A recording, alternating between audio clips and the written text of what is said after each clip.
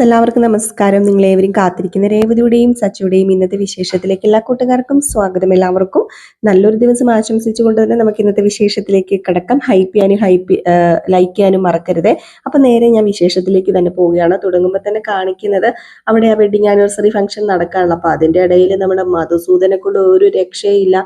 Diamond ആണ് കൊടുത്തത് എൻ്റെ മകൾക്ക്, തനിക്ക് എന്തെങ്കിലും കൊടുക്കാൻ പറ്റിയോ വെഡിങ് ആനിവേഴ്സറിക്ക് എന്നൊക്കെ ചോദിച്ചങ്ങ് എന്താ പറയുക, നമ്മുടെ ബാലചന്ദ്രനെ ഇല്ലാതാക്കുകയാണ്. അച്ചമ്മ കുറെ പ്രാവശ്യമായിട്ട് ഇത് കാണുന്നു. അച്ചമ്മക്ക് ഇത് കണ്ടിട്ട് വീണ്ടും അച്ചമ്മ എന്ത് ചെയ്തു, കൈയും പിരിച്ചിങ്ങനെ നിൽക്കാം. അപ്പൊ നമ്മുടെ മധുസൂദന് ഒരു കോള് വന്നു കഴിഞ്ഞപ്പോഴത്തേക്കും അങ്ങോട്ടേക്ക് മാറിപ്പോയി ആ കോളിൽ ഇങ്ങനെ സംസാരിക്കുകയാണ്.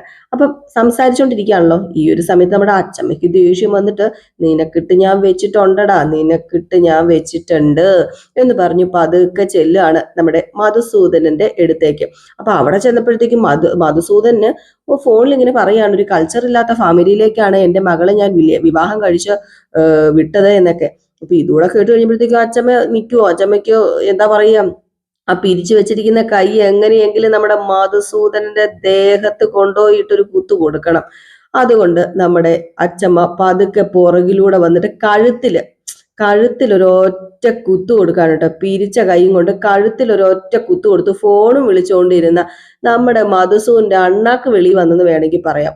അതുപോലെ ഒരൊറ്റ കുത്തായിരുന്നു. മധുസൂദനൻ ചെറിയതായിട്ട് നമ്മുടെ അച്ചമ്മേനെ ഒന്ന് കണ്ടു. ഏതായാലും ഈ സമയത്ത് നമ്മുടെ മധുസൂദൻ അനങ്ങാതെ ഫോണും കയ്യിൽ വെച്ചുകൊണ്ട് ഇങ്ങനെ നിൽക്കുകയാണ്. കാരണം അനങ്ങാൻ പറ്റത്തില്ല, അതുപോലത്തെ ഒരു കുത്താ കുത്തിരിക്കുന്നത് മർമ്മത്തില്. അങ്ങനെ അച്ഛൻ പറഞ്ഞു, ഇവിടെ നിന്നോ, ഇനി നീ ഇവിടെ നിന്ന് അനങ്ങണമെങ്കിൽ ഞാൻ വിചാരിക്കണം. കാരണം ആ സ്റ്റാച്ചു പോലെ അവിടെ നിൽക്കാൻ കേട്ടോ നമ്മുടെ മധുസൂദൻ. ഈ സമയത്താണെങ്കിൽ നമ്മുടെ വർഷയും അതുപോലെ തന്നെ നമ്മുടെ പെട്ടെന്ന് പേരും കിട്ടുന്നില്ല, നമ്മുടെ ശ്രീകാന്തും കൂടി ഒരു പാട്ട് നിങ്ങൾക്ക് എല്ലാവർക്കും കേൾക്കാം എന്നൊക്കെ പറഞ്ഞുകൊണ്ട് സച്ചി ഒരു പാട്ട് പാടുന്നതാണ്, സച്ചേട്ടൻ ഒരു പാട്ട് പാടുന്നതാന്ന് പറഞ്ഞുകൊണ്ട് നമ്മുടെ സച്ചിനെ കൊണ്ടൊരു പാട്ട് പാടിക്കുകയാണ് കേട്ടോ. ഏതായാലും ആദ്യം സച്ചി പോകാനൊക്കെ ഇങ്ങനെ ഒരു വിരക്തി കാണിച്ചെങ്കിലും നമ്മുടെ രേവതി ചെല്ല് സച്ചേട്ട പാട്ട് പാടാൻ പറഞ്ഞിട്ട് നമ്മുടെ രേവതി പറഞ്ഞു വിടുകയാണ്. ഏതായാലും ഈ സമയത്ത് നമ്മുടെ സച്ചി പാട്ട് പാടുന്നുണ്ട്. ഇതിനിടയിൽ നമ്മുടെ ശ്രീകാന്ത് എന്തൊക്കെയോ കോപ്രായങ്ങളൊക്കെ കാണിക്കുന്നുണ്ട്, വർഷ ഡാൻസ് കളിക്കുന്നുണ്ട്, ബാക്കിയുള്ള എല്ലാവരും ഡാൻസ് ഒക്കെ കളിക്കുന്നുണ്ട്. രേവതിനെ അങ്ങനെ സ്റ്റേജിൽ കയറ്റിക്കൊണ്ട് വന്ന് നമ്മുടെ ശ്രീകാന്ത്. അങ്ങനെ നമ്മുടെ സച്ചി പാട്ട് പാടാനും തുടങ്ങിട്ടോ. പാട്ട് ഏതാന്ന് നിങ്ങൾക്ക് കേൾക്കണ്ടേ? ദേവദൂതർ പാടി ആ പാട്ടില്ലേ, ആ പാട്ടാണ് നമ്മുടെ സച്ചി പാടുന്നത്. ഈ പാട്ടിന്റെ സമയത്ത് നമ്മുടെ മധുസൂദനെയും കാണിക്കുന്നുണ്ട്. മധുസൂദനാണെങ്കിൽ ഒന്ന് അനങ്ങാൻ പോലും പറ്റാതെ നമ്മുടെ അച്ചമ്മയുടെ മർമ്മ ചികിത്സയിൽ ഇങ്ങനെ മയങ്ങി നിൽക്കുകയാണ് കേട്ടോ. അനങ്ങാൻ പറ്റുന്നില്ല, അവിടുന്ന് സ്റ്റാച്ചു പോലെ നിൽക്കുകയാണ്. ഈ സമയത്ത് സ്റ്റേജിൽ നല്ല ഡാൻസും പാട്ടും കൂത്തും, പുറത്താണെങ്കിൽ എല്ലാവരും ആഹാരമൊക്കെ കഴിക്കുന്നു. അങ്ങനെ ആകെ മൊത്തത്തിൽ നല്ലൊരു എന്താ പറയാ, നല്ലൊരു കാലാവസ്ഥ തന്നെയാണ് അവിടെ ഉള്ളത്. പക്ഷേ നമ്മുടെ മധുസൂദനൻ മാത്രം അവിടെ പിരിയും വെട്ടി ഇങ്ങനെ നിപ്പുണ്ട്. അങ്ങനെ പാട്ടൊക്കെ കഴിഞ്ഞു കേട്ടോ. പാട്ടൊക്കെ കഴിഞ്ഞിട്ട് മധുസൂദനെ കാണുന്നില്ല. മഹിമ അന്വേഷിക്കൂലോ, തന്റെ ഭർത്താവിനെ കാണുന്നില്ലല്ലോ. അങ്ങനെ മധുസൂദനാണെങ്കിൽ കാണാത്തത് കൊണ്ട് നമ്മുടെ മഹിമ അവിടെ ഇവിടെ അന്വേഷിച്ച് നടക്കുകയാണ്. ഈ സമയത്ത് അച്ഛമ്മ വന്ന് സച്ചിനെ അപ്രിഷിയേറ്റ് ചെയ്യാണ് കേട്ടോ. നീ നന്നായിട്ട് പാടിയുടെ, സൂപ്പർ ആയിട്ടുണ്ട്. പിന്നെ വർഷയുടെ ശ്രീകാന്തിന്റെ ഡാൻസ് അപാരമായിട്ടുണ്ടായിരുന്നു, സൂപ്പർ ആയിരുന്നൊക്കെ. അപ്പൊ ഈ ഒരു സമയത്തൊക്കെ നമ്മുടെ മഹിമയാണെങ്കിൽ ഇങ്ങനെ തപ്പിത്തിരിഞ്ഞ് നടക്കുകയാണ് നമ്മുടെ മധുസൂദനെ. ഈ ഒരു സമയത്ത് വർഷയും വന്നു. വർഷ വന്നിട്ട് ചോദിച്ചു, അല്ല എന്റെ അച്ഛനെ കണ്ടായിരുന്നോ എന്നിങ്ങനെ എല്ലാവരോടും ഇങ്ങനെ ചോദിക്കുകയാണ് കേട്ടോ. അപ്പം ഇല്ല, കണ്ടില്ല എന്ന് എല്ലാവരും പറയുന്നുണ്ട്. മഹിമയും അന്വേഷിക്കുന്നു. അപ്പൊ എല്ലാവരും ഇങ്ങനെ അന്വേഷിച്ച് നടക്കുകയാണ്, അതായത് നമ്മുടെ വർഷയും മഹിമയും ഒക്കെ. ഈ സമയത്ത് നമ്മുടെ അച്ഛമ്മ മറന്നു പോയിട്ടോ. അച്ഛമ്മ ഇങ്ങനെ പ്രതിമയാക്കി വെച്ചേക്കാണല്ലോ അവിടെ. അച്ഛമ്മ തന്നെ മനസ്സിൽ ഇങ്ങനെ വിചാരിക്കുക, അയ്യോ ഞാൻ മറന്നു പോയല്ലോ, അയാള് പ്രതിമയായിട്ട് നിൽക്കുകയാണല്ലോ എന്ന് പറഞ്ഞിട്ട് അച്ഛമ്മ അയാളുടെ അടുത്തേക്ക് പോകും. അപ്പൊ സച്ചി രേവതി ഇത് എന്ത് പറ്റി, അച്ഛമ്മ ഇത് എങ്ങോട്ട് പോവാന്ന് പറഞ്ഞ് സച്ചി രേവതി അച്ഛമ്മയുടെ പുറകെ പോവാണ്. നാക്കും പുറത്ത് തള്ളി ചെവിയിൽ ഫോണും വെച്ചിട്ട് പ്രതിമയായിട്ട് നിൽക്കുകയാണ് നമ്മുടെ മധുസൂദനൻ. ഏതായാലും അച്ഛമ്മ ഇത് ചെന്ന് നോക്കുക. അപ്പോഴത്തേക്ക് പുറകെ നമ്മുടെ സച്ചി രേവതിയും വന്നു. സച്ചി രേവതി ഞെട്ടിപ്പോയിട്ടോ. ഇത് വർഷയുടെ അച്ഛനല്ലേ, അദ്ദേഹം എന്തെങ്കിലും പ്രതിമയെ പോലെ നിൽക്കുന്നത്, ഉയ്യോ ഇത് എന്താ പറ്റിയത്?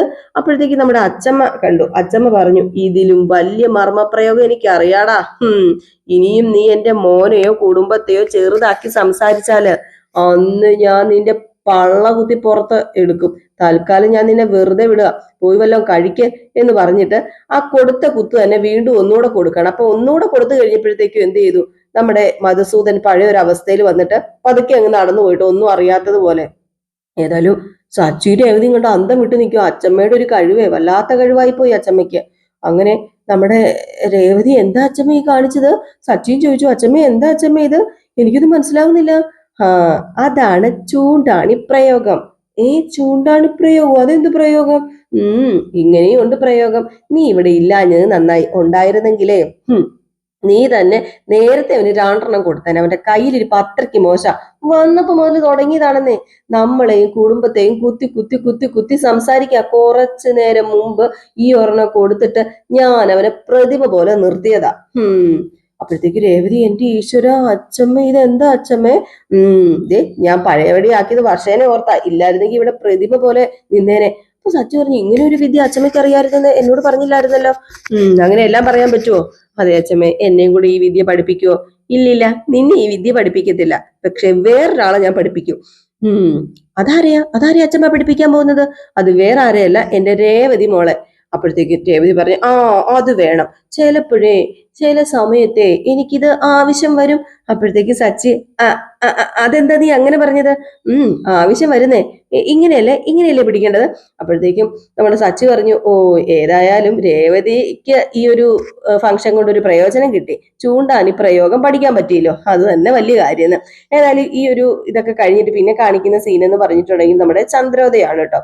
ചന്ദ്രോദയല്ല, സോറി, നമ്മുടെ ആരാ, രേവതിയുടെ അനിയത്തി ദേവുവാണ്. ദേവു ഇങ്ങനെ ഹോസ്പിറ്റലിലാണ്. അപ്പൊ ഹോസ്പിറ്റലിൽ നിന്ന് ആരെയോ ഫോൺ വിളിക്കുക, എത്ര ദിവസമായിട്ട് പറഞ്ഞു പറ്റിക്കുക, നാളെ വരുമെന്ന് ചോദിച്ചപ്പോഴത്തേക്കും വരാന്നങ്ങാണ്ട് അപ്പുറത്തെ സൈഡിൽ നിന്ന് പറഞ്ഞപ്പോ, ഇങ്ങോട്ടേക്ക് വരണ്ട, ഞാൻ പാർക്കിലേക്ക് വരാട്ടോ. പിന്നെ എനിക്ക് ചെറിയൊരു പേടിയുണ്ട്. ഞാൻ പറഞ്ഞിരുന്നല്ലോ, എന്റെ ചേച്ചിക്ക് പൂവിൽപ്പനയാന്നേ ജോലി. ചേച്ചിയുടെ ഭർത്താവ് കാർ ഡ്രൈവറും. മിക്ക സമയവും അവര് പുറത്തു കാണും. അവര് നമ്മളെ കണ്ടാലേ പ്രശ്നമാകും, ശ്രദ്ധിക്കണം. അതുകൊണ്ട് സൂക്ഷിച്ചും കണ്ടു വേണം കാര്യങ്ങളൊക്കെ ചെയ്യാനായിട്ട്. പിന്നെ എനിക്ക് മനസ്സിലായി കാര്യങ്ങളൊക്കെ. ജോലിയിൽ ഇത്ര സ്ട്രിക്റ്റ് ആകരുത് കേട്ടോ. കൂടുതൽ സത്യസന്ധനായാലേ പണി കിട്ടുവേ. ആൾക്കാരെ വെറുപ്പിക്കരുതേ എന്നൊക്കെ ഇങ്ങനെ പറയും, ഇങ്ങനെ കൊഞ്ചിക്കൊഴിഞ്ഞ് സംസാരിക്കുന്ന പോലെ. ഹോസ്പിറ്റൽ അല്ല കേട്ടോ, നമ്മുടെ ദേവുവിന്റെ വീട് തന്നെയാണ്, രേവതിയുടെ വീട് തന്നെയാണ്. എനിക്ക് മാറിപ്പോയെ. അപ്പോഴത്തേക്കും ദേവുവിന്റെ അമ്മ ലക്ഷ്മി, അതെ കുറെ നേരം ആയല്ലോ, ഇങ്ങ് വന്നേടി ചോറ് കഴിക്കാന്നൊക്കെ പറഞ്ഞ് വിളിക്കുകയാണ്. അപ്പോഴത്തേക്ക് പെട്ടെന്ന് നമ്മുടെ ദേവ് ഫോൺ കട്ട് ചെയ്തിട്ട് വന്നു. കൂടെ ശരത്തും ഉണ്ടായിരുന്നു. ശരത്ത് ഭക്ഷണം കഴിക്കാൻ വേണ്ടി വന്നിരിക്കുകയാണ്. അപ്പൊ നമ്മുടെ ലക്ഷ്മി ചോദിച്ചു, കുറെ സമയമായല്ലോ ഫോണിൽ, ആരെയാ വിളിച്ചത്? അത് പിന്നെ ഹോസ്പിറ്റലിൽ കൂടെ വർക്ക് ചെയ്യുന്ന ഫ്രണ്ടാ, അവള് കുറച്ചു ദിവസം ലീവാ. ഇനി അവളുടെ ജോലി കൂടി ഞാൻ ചെയ്യണം. അതിനെ കുറിച്ചൊന്ന് പറയാൻ വേണ്ടിയാ അവൾ എന്നെ വിളിച്ചത്. അപ്പോഴത്തേക്കും നമ്മുടെ ശരത്ത് ചോദിച്ചു, എന്താ രണ്ടുപേരും വെഡിങ് ആനിവേഴ്സറി ഫംഗ്ഷന് പോവാതിരുന്നത്? ക്ഷണിച്ചതല്ലേ? ക്ഷണിച്ചതാ, പോകാൻ ഇറങ്ങിയതാ. ചേച്ചി വിളിച്ചു വരണ്ടാന്ന് പറഞ്ഞു. നിങ്ങൾ അവിടെ ചെന്ന് കഴിഞ്ഞിട്ടുണ്ടെങ്കിൽ നിങ്ങളുടെ അമ്മായിയമ്മ അതും ഇതും പറഞ്ഞ് എല്ലാവരുടെയും മുമ്പിൽ വെച്ച് അപമാനിക്കുന്ന ചേച്ചിക്ക് നന്നായിട്ട് അറിയാം. അതുകൊണ്ടാ ചേച്ചി നിങ്ങളോട് വരണ്ടാന്ന് പറഞ്ഞത്. അല്ലാതെ ചേച്ചിക്ക് സ്നേഹമില്ലാഞ്ഞിട്ടൊന്നും അല്ലല്ലോ. അത് നന്നായി. അതുകൊണ്ട് അമ്മയ്ക്ക് ഇന്ന് കരയേണ്ടി വന്നില്ലല്ലോ. സുഖമായിട്ട് ഉറങ്ങാം. അല്ലെങ്കിൽ കരഞ്ഞു പിടിച്ചിരിക്കണ്ടായിരുന്നോ? അപ്പൊ നമ്മുടെ ദേവ് പറഞ്ഞു, ശ്രീകാന്ത് വർഷയും നല്ലവരാ, സ്വന്തം ചേച്ചിനെ പോലെയാ രേവതി ചേച്ചിനെ കാണുന്നത്. നമ്മളോട് നല്ല സ്നേഹമൊക്കെ തന്നെയാ. അവരുടെ വെഡിങ് ആനിവേഴ്സറി ഫംഗ്ഷനിൽ പങ്കെടുക്കാൻ കഴിയാത്തതിൽ എനിക്ക് നല്ല വിഷമമുണ്ട്. പോകാരുതെന്ന് എനിക്ക് തോന്നുന്നത്.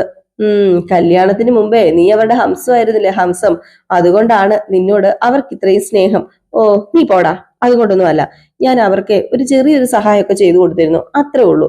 അതിനെന്നെ ഹംസനാണ്, ദേവദൂതനാണ് എന്നൊന്നും പറയേണ്ട ഒരു ആവശ്യമൊന്നുമില്ല. അപ്പോഴത്തേക്ക് ലക്ഷ്മി പറഞ്ഞു, അന്ന് എന്തൊക്കെയാ നടന്നത്? എന്തു പറഞ്ഞാലും അവര് ചെയ്തത് ശരിയായില്ല. വീട്ടുകാരറിയാതെ പ്രണയിച്ചോടിപ്പോയി കല്യാണം കഴിക്കുന്നതിനോടൊന്നും എനിക്ക് യാതൊരു യോജിപ്പും ഇല്ല. അപ്പോഴത്തേക്കും ദേവ് പറഞ്ഞു, അങ്ങനെ കല്യാണം കഴിച്ചാൽ എന്താ കുഴപ്പം? സന്തോഷത്തോടു കൂടി ജീവിച്ച പോരെ? അവരങ്ങനെ തന്നെയല്ലേ കഴിഞ്ഞത്, സന്തോഷത്തോടു കൂടി തന്നെ. അപ്പോഴത്തേക്കും നമ്മുടെ ശരത്തി ചോദിച്ചു, അല്ല അങ്ങനെ വല്ല പ്ലാനും നിന്റെ മനസ്സിലുണ്ടോ? അതുകൊണ്ടാണോ നീ അതിനെ സപ്പോർട്ട് ചെയ്യുന്നത്? അപ്പൊ ലക്ഷ്മി പറഞ്ഞു, ദേ ശരത്തെ, എന്റെ മോളെ എനിക്കറിയാം, ഇവളായിട്ട് ആരെയും കണ്ടെത്താനൊന്നും പോകുന്നില്ല. ഇവളുടെ അമ്മയും ചേച്ചിയും കണ്ടെത്തുന്ന ചെറുക്കനെ മാത്രമേ എന്റെ മോള് കല്യാണം കഴിക്കത്തുള്ളൂ. അല്ലാതെ വീട്ടുകാരറിയാതെ ഒളിച്ചോടി പോയി കല്യാണമൊന്നും എന്റെ ദേവ് കഴിക്കത്തില്ല. ഇവള് അമ്മയും ചേച്ചിയും സങ്കടപ്പെടുത്തുന്ന ഒന്നും ഇന്നേ വരെ ഇവള് ചെയ്തിട്ടില്ല. ഇവള് ഇനിയിട്ട് ചെയ്യാനും പോകുന്നില്ല, അല്ലേ മോളെ? അപ്പോഴത്തേക്കും ദേവ് പറഞ്ഞു, അതെ അമ്മയെന്ന്. അപ്പം നമ്മുടെ ശരത്ത് ദേവുവിനെ ഒന്ന് നോക്കുന്നുണ്ട് കേട്ടോ, എന്നുള്ള രീതിയിൽ. ശരത്തിന് എന്തൊക്കെയോ മനസ്സിലാവുന്നുണ്ട് നമ്മുടെ ഈ ദേവുവിന്റെ മാറ്റമൊക്കെ കേട്ടോ.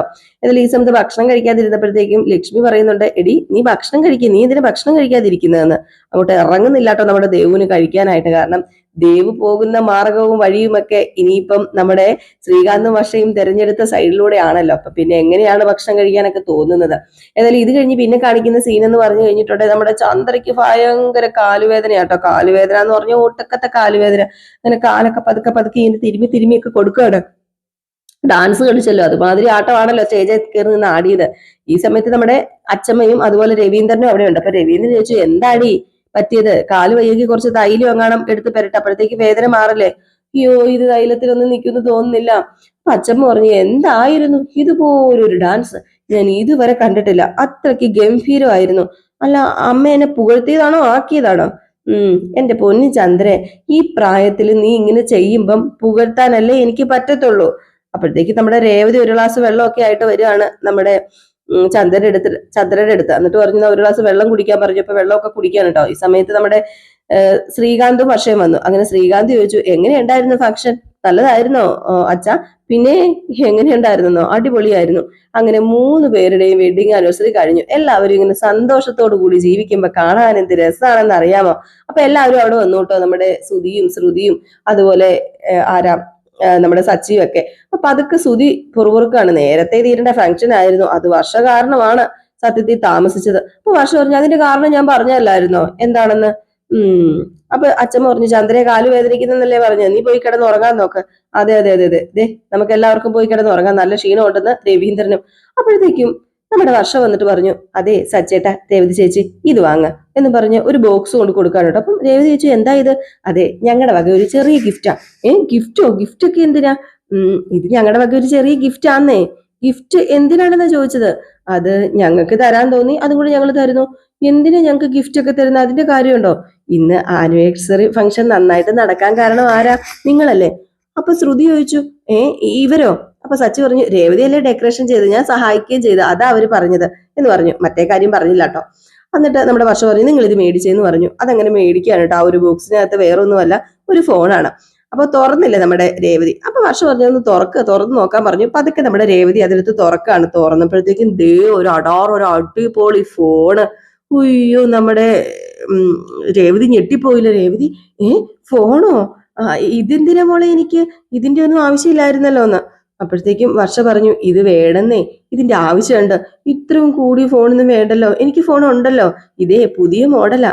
നിങ്ങൾക്ക് ആർക്ക് വേണമെങ്കിലും ഇത് ഉപയോഗിക്കാം. നിങ്ങൾ രണ്ടില് ആർക്ക് വേണമെങ്കിലും, സച്ചിയേട്ടനോ രേവതി ചേച്ചിക്കോ, നിങ്ങൾക്ക് അത് ഒരു അഡ്ജസ്റ്റ്മെന്റിൽ ഒരു ധാരണയിൽ അങ്ങ് പോയാൽ മതി. പിന്നെ ചേച്ചി പുതിയ ബിസിനസ് തുടങ്ങിയതല്ലേ, അപ്പൊ ചേച്ചിക്ക് ഇത് ഉപകരിക്കുന്നേ. 2 ഫോണൊക്കെ ഉള്ളത് നല്ലതാ. അപ്പോഴത്തേക്കും നമ്മുടെ ചന്ദ്ര പറഞ്ഞു, പിന്നെ ഇവള് കൈകൊണ്ടല്ലേ ഫോൺ പൂ കെട്ടുന്നത്, അല്ലാതെ ഫോണാണോ ഇവള് ഉപയോഗിക്കുന്നത് പൂ കെട്ടാനായിട്ട്? അത് കൈകൊണ്ട് അളന്നു കൊടുത്താൽ പോരെ, അതിനെന്തിനാ ഫോണ്? ഇതൊക്കെ വില കൂടിയ ഫോണിന്റെ ആവശ്യമൊന്നുമില്ല. ഇതുകൊണ്ട് അവൾ എന്ത് ചെയ്യാനാ? അതൊക്കെ അങ്ങ് തിരിച്ചു മേടിക്കും. പക്ഷെ അപ്പോഴത്തേക്കും നമ്മുടെ അച്ഛൻ പറഞ്ഞു, അവള് ജോലി ചെയ്യുന്നുണ്ട്. നീ ജോലി ചെയ്യുന്നുണ്ടോ ചന്ദ്രൻ?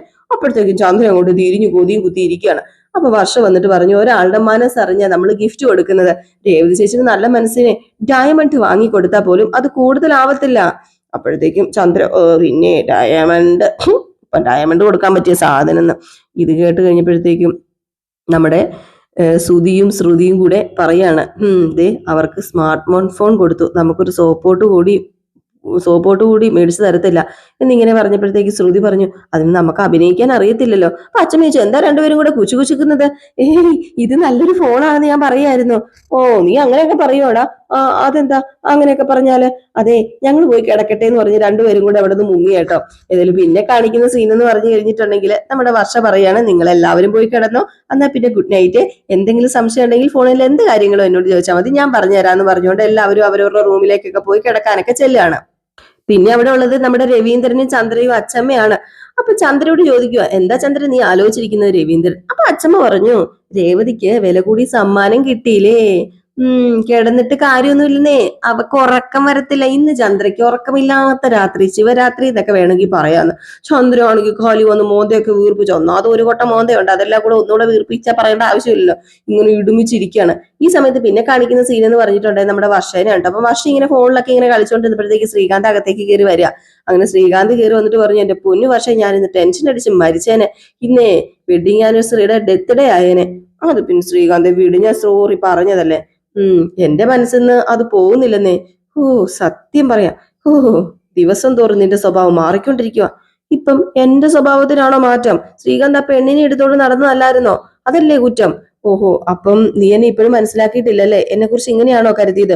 അത് പിന്നെ ആ നിമിഷം എനിക്ക് അങ്ങനെ തോന്നിപ്പോയി. അതിപ്പോ ഏത് പെണ്ണാണെങ്കിലും തോന്നിപ്പോകുന്നേ. ശ്രീകാന്ത് ഗുസ്തിക്ക് നിൽക്കാതെ കിടക്കാൻ നോക്കിക്കേ. വെറുതെ എന്തിനാ ഗുസ്തി പിടിക്കാൻ വേണ്ടി വരുന്നത്? ബാ നമുക്ക് കിടന്നുറങ്ങാന്ന് പറഞ്ഞ് രണ്ടുപേരും കൂടെ കിടക്കാൻ തുടങ്ങുകയാണ്. ഈ സമയത്ത് നമ്മുടെ ശ്രീകാന്ത് ലാപ്പൊക്കെ എടുത്തു വെച്ച് ഇങ്ങനെ എന്തോ ചെയ്യാൻ തുടങ്ങിയപ്പോഴത്തേക്കും നമ്മുടെ വർഷ ഇതെന്താ ഈ കാണിക്കുന്നതെന്ന് പറഞ്ഞ് അത് മാറ്റി വെക്കാണ്. എന്നിട്ട് പറഞ്ഞു എനിക്ക് ഈ സിനിമ ഇഷ്ടമല്ലെന്ന്. അപ്പൊ സിനിമ കാണാൻ വേണ്ടി തുടങ്ങാൻ കേട്ടോ. അപ്പോഴത്തേക്ക് ശ്രീകാന്ത് പറഞ്ഞു നിനക്ക് എന്താ, നിനക്ക് ഇഷ്ടമല്ലേ കാണണ്ട, ഞാൻ കണ്ടോളാം. നീ കിടന്നുറങ്ങിക്കോ, എനിക്ക് ഒരു ബോറടിയില്ല, എനിക്ക് ആ സിനിമ ഫുൾ ഇരുന്ന് കാണണം. ഓ, ഞാൻ സമ്മതിക്കത്തില്ല ശ്രീകാന്തേ, ദേ കാണരുത് കേട്ടോ. എന്റെ കയ്യിലിരിക്കുന്നത് കേക്കും, എന്റെ വായിലിരിക്കുന്നത് കൊള്ളുവേ. കയ്യിലിരിക്കുന്നത് കേക്കും വായിലിരിക്കുന്നത് കൊള്ളുന്നു. അയ്യോ, മാറിപ്പോയി. അത് പിന്നെ എന്റെ പൊന്നു ശ്രീകാന്തെ, ഈ സിനിമ വേണ്ട. നമുക്ക് രണ്ടാൾക്ക് കൂടി ഒരു പടം വെക്കാം, നല്ലൊരു പടം വെക്കാം. നമുക്ക് രണ്ടുപേർക്കും ഇഷ്ടമുള്ള ഒരു പടം, അങ്ങനെയല്ലേ വേണ്ടത്. ഇതൊരു മോശം പടമല്ലേ, ഇത് കൊള്ളത്തില്ലെന്നേ, ഈ ടേസ്റ്റ് കൊള്ളത്തില്ല കേട്ടോ. അത് നിനക്ക് ഇഷ്ടപ്പെടാത്തത് എനിക്ക് ഇഷ്ടപ്പെട്ടില്ല എന്ന് ഇഷ്ടപ്പെടണം, ഇഷ്ടപ്പെടാതിരിക്കില്ല എന്നൊന്നും ഇല്ലല്ലോ. നിനക്ക് ഇഷ്ടമുള്ള സിനിമ വേണമെങ്കിൽ നീ നിന്റെ ലാപ്ടോപ്പിൽ കാണാം, ഞാൻ എന്റെ ലാപ്ടോപ്പിൽ കാണാം. അത് ഈ സിനിമയിൽ വെറും ഫൈറ്റ് മാത്രമല്ലേ ഉള്ളൂ, ഒരു സ്റ്റോറി ഇല്ല. പിന്നെ എങ്ങനെയാ ശ്രീകാന്തിന് ഇത് ഇഷ്ടപ്പെട്ടത്? എനിക്ക് ഫൈറ്റാ ഇഷ്ടം, എനിക്കിതാ ഇഷ്ടപ്പെട്ടത്, അത്ര തന്നെ. ഓ, ഇത് നീ ശരിക്കും ഇഷ്ടപ്പെട്ട എന്ന് പറയുന്നതാണോ, എനിക്ക് ഇഷ്ടപ്പെട്ടില്ല എന്ന് പറഞ്ഞത് കൊണ്ട് നീ ഇഷ്ടപ്പെട്ടെന്ന് പറയുന്നതാണോ? എന്റെ പൊന്നു വർഷം, നീ വെറുതെ വഴക്ക് കൂടാതെ കിടന്ന് ഉറങ്ങാൻ നോക്ക്. ഞാൻ ശരിക്കും പറഞ്ഞതാ, എനിക്കിത് ഇഷ്ടമാണ്. പിന്നെ ഈ മസാല ഉള്ള പടങ്ങളാ എനിക്കിഷ്ടം. ഓഹോ, ആഹാ, എന്നാലേ ഞാൻ കാണിച്ചത്, നീ വലിയ ഷെഫ് അല്ലേ, നീ വലിയ മസാലയുള്ള ആളല്ലേ, ഇപ്പം നീ കാണണ്ടെന്ന് പറഞ്ഞിട്ട് ലാപ്ടോപ്പ് എടുത്തിട്ട് സ്വിച്ച് ഓഫ് ചെയ്ത് വെച്ചു കേട്ടോ. ഏതായാലും ഈ സമയത്ത് നമ്മുടെ വർഷയും ശ്രീകാന്തും ഭയങ്കര ഫൈറ്റാ, കട്ടിലേക്ക് കിടന്ന് തലകണക്കടി, അതിനടി ഇതിനടിയൊക്കെ. ഏതായാലും അങ്ങോട്ട് അടിയും പിടിയും വലിയൊക്കെ ആയി ലാസ്റ്റ് എന്ത് ചെയ്യുന്നു, ഒരു ചെറിയ റൊമാൻസിലേക്കൊക്കെ വരികയാണ്. അപ്പൊ ഈ ഒരു സീനൊക്കെ കാണിച്ചിട്ടാട്ടോ ഇന്നത്തെ വിശേഷം അവസാനിക്കുന്നത്. അപ്പൊ എല്ലാവരും കാത്തിരിക്കുക അടുത്ത വിശേഷത്തിനായിട്ട്.